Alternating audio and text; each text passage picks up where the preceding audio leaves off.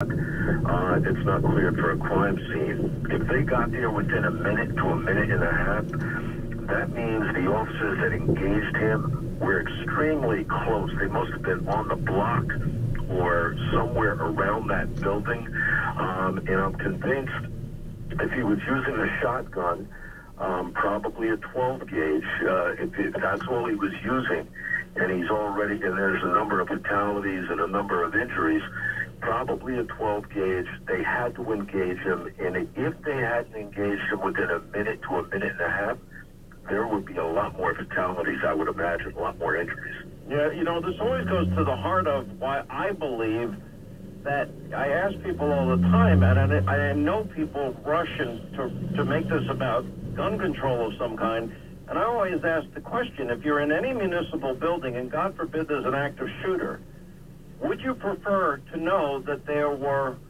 trained, armed, say retired police or law enforcement or military on the scene? And almost everybody says, of course. Then the question is, why don't we do that in our schools when we see these school shootings? It's the same thing in a building like this. Well, you know what, Sean? The first thing I thought of when I heard about this was, whether or not this building was a hardened building. I think a lot of these news agencies, I'm not going to get into security arrangements at Fox or NBC, but I can tell you this kind of stuff just about couldn't happen there. And I think other agencies around the company should follow suit, around the country should follow suit, because it's a strange world we live in. News agencies, journalists are targets of terrorism. These buildings should be hardened up, and there's ways to do it without overburdening security. But I was kind of shocked that this guy just walked up to the outside windows of the building and opened fire, hitting people in the newsroom. Mm-hmm. Well, that's the scary thing. And this can happen. Jonathan Gilliam, also for this author of the book Sheep No More, and Jonathan Gilliam, former Navy SEAL, and you've had these situations. You've also been in, you work for the FBI. You've done all this kind of work yourself. You want to add to what Bernie saying? Yeah, Sean, we're the best in the world. I was saying there earlier in the show, we're the best in the world at responding.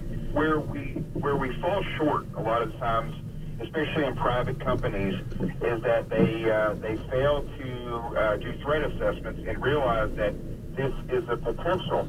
I'm going to go on a limb here and say that this is more likely, from an investigator standpoint, looks like an active shooter that was probably work-related, or somebody that wasn't happy with the story. Disgruntled employee, or maybe somebody didn't like the way they report stories, and there's a political agenda, maybe something like that. And those things are possible. So we have to realize it doesn't matter if you work in an IHOP, which we saw in Nashville a month or two ago. It doesn't matter if you work in a newspaper. These things are possible. You have to perform threat assessments, and so you can discover where your critical areas are and where those times are going to be critical for those areas. And then you come up with ways to harden those, whether it be armed guards or locking the doors, and then having a plan on, if a shooter is here, we're going to go that way. And people need to start thinking that way in this day and age. And I'll tell you, when I was watching the Secretary of Transportation get into an argument with people, which we just saw the other day, Mitch McConnell's wife, I thought that her protection detail allowed that to become way too intimate. I agree with that. Go bad. And look at, Pam Bondi is a friend of all of ours. She just was going to a Mr. Rogers movie, and her guard said, whoever was on duty with her said, I'll park the car. And she said, okay, let me go in and get the tickets. It seems like a simple act, and it happened while the individual was parking the car, and I'm not blaming the guy because she told him to do it, Bernie. Yeah.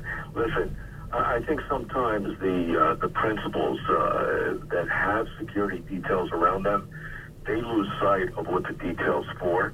They don't have days off. They want to go to the beach, the security should be there. They want to go to the movie theater, the security should be there. It only takes a matter of minutes that you could run into a problem, and if the guy or woman is not there with you, you're going to have a problem. And I want to say, with regard to the Mitch McConnell thing, if I was responsible for the detail that had him and his wife, I'd have issues with that detail. They were definitely put in harm's way. They shouldn't have been near those people. Those people should not have been on her property.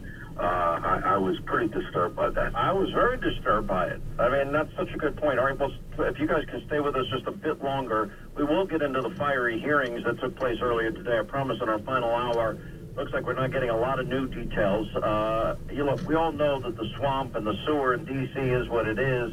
Remember the president said during his inaugural address, we're not merely transferring power from one administration to another, one party to another, but we're transferring power from Washington, D.C., and we're going to give it back to you, the American people. Now, you can help the president and help drain the swamp, and that means we need a convention of states. And that means we can limit the size, the scope, the influence of government in our lives. What we really need from you is your signature. We're asking you to please sign the petition at conventionofstates.com. That is the constitutional answer. And you can join me and Mark Meckler and Mark Levin and Mike Huckabee and millions of others, and help us drain the swamp. We need your signature. Sign the petition at conventionofstates.com. That's conventionofstates.com.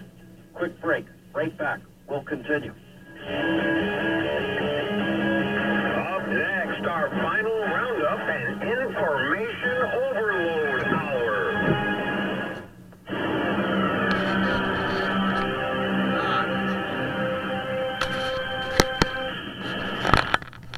We all know Washington is disgusting. We all agree.